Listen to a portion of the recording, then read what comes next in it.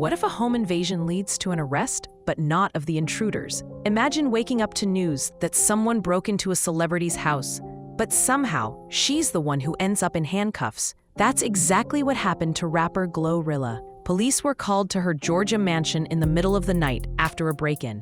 But by the time the dust settled, it wasn't the burglars who were facing charges. It was GloRilla.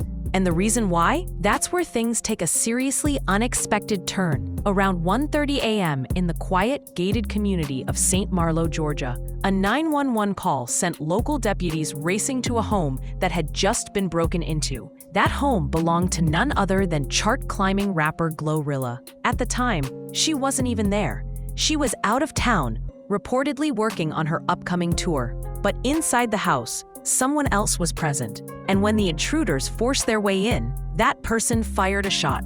The burglars bolted, no one was injured, and on the surface, it looked like the situation had been handled. But that wasn't where the story ended. When deputies arrived at GloRilla's residence, their initial goal was straightforward: secure the property, gather evidence, and begin the search for the suspects who'd broken in. But almost immediately, the investigation took an unexpected detour. According to the official report, as officers moved through the home, they detected the strong odor of marijuana coming from inside. Now, this wasn't just a faint scent drifting in the air. It was enough for deputies to pause their burglary response and shift their attention to something else entirely. Instead of continuing to pursue the suspects who had just fled the scene, officers began discussing probable cause for a separate investigation. Within hours, they had secured a warrant to search the rest of the home, not for clues related to the break-in, but for potential drug possession. It's a move that's raised eyebrows, especially considering the timing. Why were police more focused on what might be stored in a closet than on catching the people who actually committed the crime? With the burglars still on the loose, the case suddenly turned from home invasion to drug investigation. And what they found next changed everything. Once the warrant was in place, officers began their full search of the property, and that's when the narrative took a hard left. In the master bedroom closet, deputies reportedly uncovered what they described as a significant amount of marijuana, along with a Schedule I controlled substance. The exact type wasn't publicly disclosed, but Schedule I drugs are classified as the most tightly regulated, often associated with high potential for abuse and no accepted medical use under federal law. The presence of these substances quickly shifted the investigation from a routine burglary response into a full-blown felony drug case. Despite the fact that GloRilla wasn't even in the state at the time of the break-in, law enforcement wasted no time tying the discovery directly to her. Felony charges were filed, including possession with intent to distribute, a serious accusation that carries weighty legal consequences, especially in a state like Georgia, where drug laws are notoriously strict. The irony didn't go unnoticed. A break-in triggers a police response, but instead of focusing on the criminals who broke in, the homeowner becomes the one facing charges. Critics began asking, was this justice or a distraction? So how did GloRilla respond?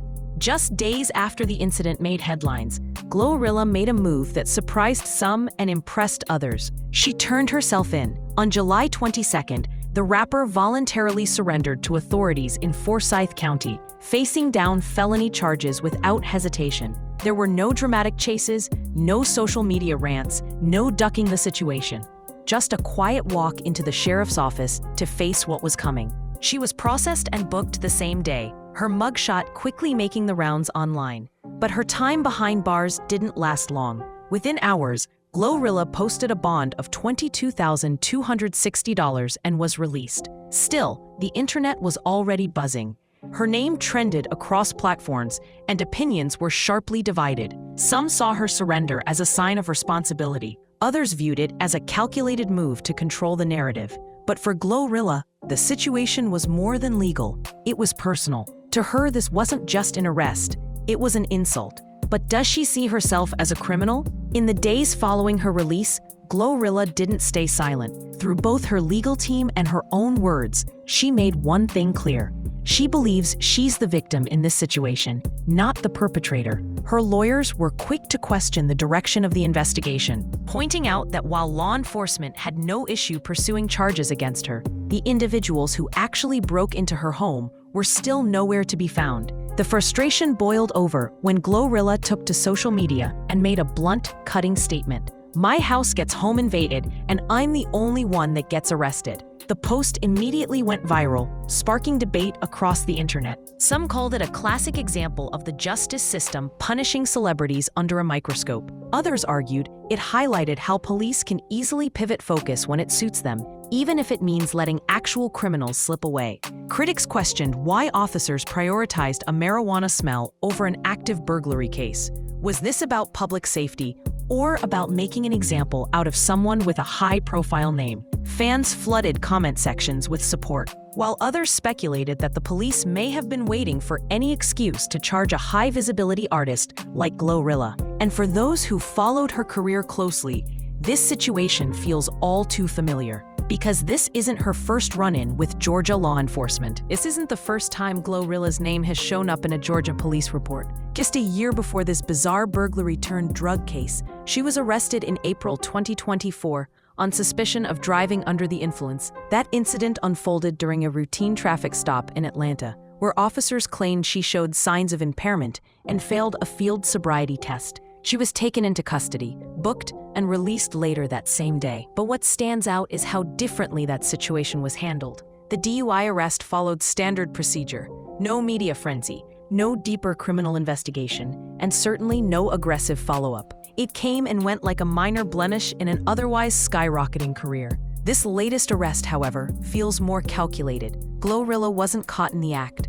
She wasn't even home, yet she faces felony charges, while the people who actually committed a crime, breaking into her house, remain unidentified and at large. The contrast between these two incidents has led many to question if her fame is now making her a target rather than a protected citizen. And that brings us to the bigger question: what's next? And why does it matter? With GloRilla's glorious tour in full swing, the timing of her arrest couldn't be more disruptive. She's been gaining serious momentum over the past year, nominated for awards, collaborating with top-tier artists, and proving herself as one of the most exciting new voices in hip-hop. But now, instead of headlines about her performances or music, she's front and center in a legal firestorm. The question on everyone's mind is, how will this affect her tour and her career? For now, her team hasn't announced any cancellations, and GloRilla herself has remained publicly committed to showing up for her fans. But controversy has a way of reshaping an artist's narrative. To some, the arrest might taint her image, casting her as reckless or irresponsible. For others, though, it only adds fuel to her legend. A young black woman rising to fame while battling a system that seems more interested in tearing her down than protecting her rights. Social media is already showing signs of that split. Critics are using the charges to question her professionalism, while die-hard fans are rallying in support, calling the arrest unfair, even targeted. Some have even started circulating the hashtag #JusticeForGlo, framing her as the latest in a long line of celebrities whose fame made them a focus for the wrong reasons. The real test will be whether this legal drama derails her momentum or propels her further into the spotlight. And either way, it's clear this story isn't over. In a twist that sounds more like the plot of a movie than real life, GloRilla's home was broken into, and somehow she's the one who ended up in handcuffs. The intruders got away. No arrests have been made. But the homeowner, who wasn't even present during the break-in, is now facing felony drug charges. It's the kind of case that leaves more questions than answers. Did law enforcement overreact? Was this a genuine investigation? Or a convenient shift in focus once a famous name got involved? And why is it that, in the aftermath of a crime, the victim is the only one being punished? One thing's for sure: this incident has sparked a firestorm of debate that goes far beyond a single arrest. It touches on celebrity scrutiny, systemic priorities, and whether justice was really served here or just misdirected. What do you think? Justice served or misplaced priorities? Let us know in the comments.